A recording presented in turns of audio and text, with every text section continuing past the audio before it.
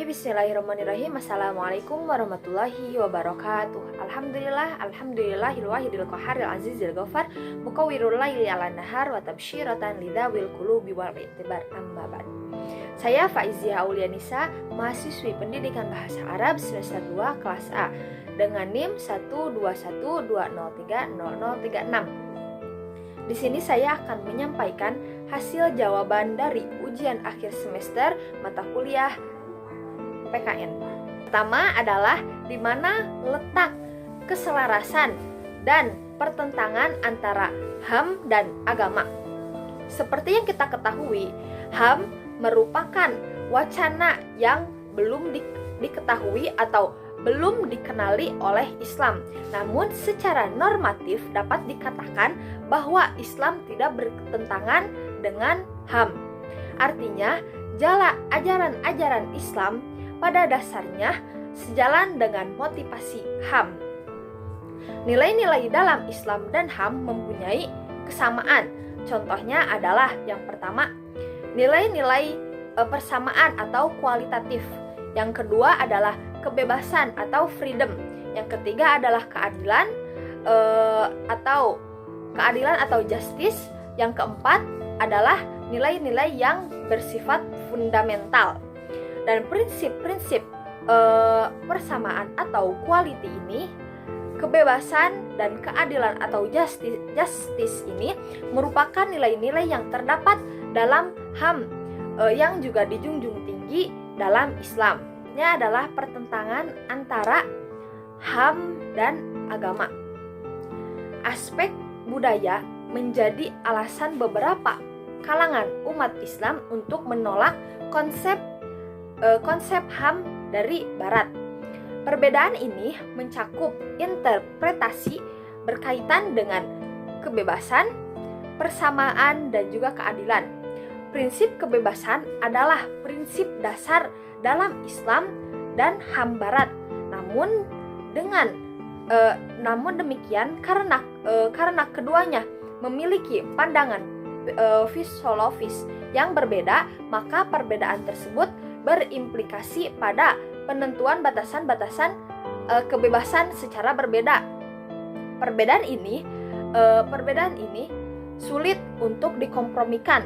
HAM memandang bahwa prinsip kebebasan harus dilakukan secara mutlak atau tanpa batas.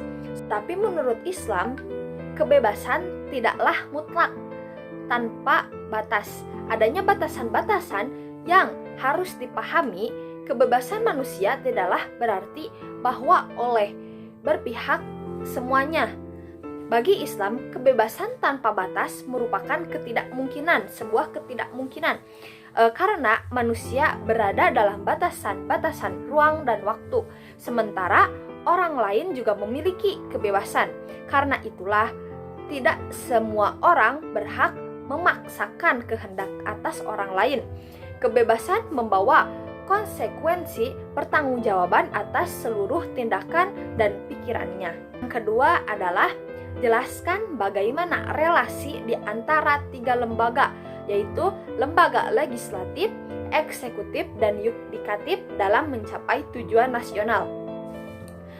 Perlu kita ketahui hubungan antara tiga lembaga negara ini, yaitu lembaga eksekutif adalah lembaga negara yang menjalankan atau melaksanakan undang-undang. Yang kedua adalah lembaga legislatif, adalah lembaga negara yang membuat atau merencanakan undang-undang. Yang ketiga adalah lembaga yudikatif, adalah lembaga negara yang mengawasi jalannya pelaksanaan undang-undang tersebut. Dari uraian kata-kata di atas dapat kita ketahui bahwa antara tiga lembaga tersebut, yaitu legislatif, eksekutif, dan yudikatif ini saling mempengaruhi dan terjadi proses timbal balik di antara ketiga lembaga tersebut. Legislatif yang merancang suatu aturan, eksekutif yang melakukan aturan tersebut, sedangkan yudikatif yaitu memantau juga memberikan sanksi seandainya ada penyalahgunaan atau sekewenang-wenangan saat melaksanakan peraturan tersebut. Ketiga adalah menurut Dawam Raharjo, konsep masyarakat madani mengandung 3 hal, yaitu agama sebagai sumbernya, peradaban sebagai prosesnya, masyarakat kota sebagai hasilnya. Dan pertanyaannya adalah apakah konsep tersebut sesuai dengan model masyarakat kota yang dibangun oleh Nabi Muhammad SAW di Madinah?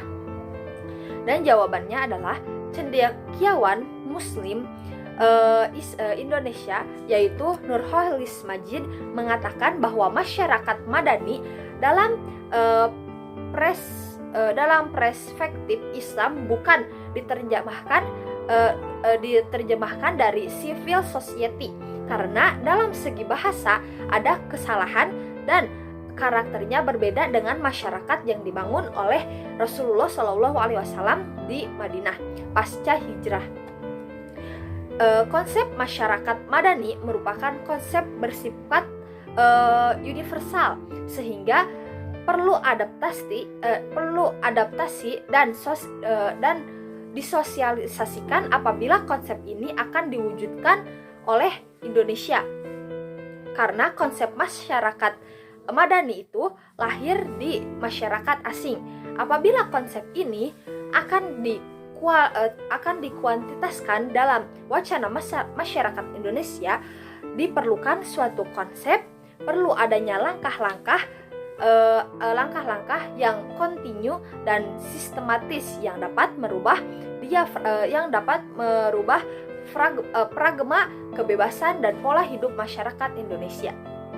Adalah bagaimana upaya efektif mitigasi radikalisme kepada generasi muda. Nah, yang pertama adalah memperkenalkan ilmu pengetahuan dengan baik dan benar. Pengenalan tentang ilmu pengetahuan harus ditekankan kepada siapapun, terutama kepada generasi muda. Hal ini disebabkan karena pemikiran para generasi muda ini yang masih mengembara karena rasa keingintahuannya. Apabila terkait suatu hal yang baru, seperti sebuah pemahaman terhadap suatu permasalahan dan dampak pengaruh global.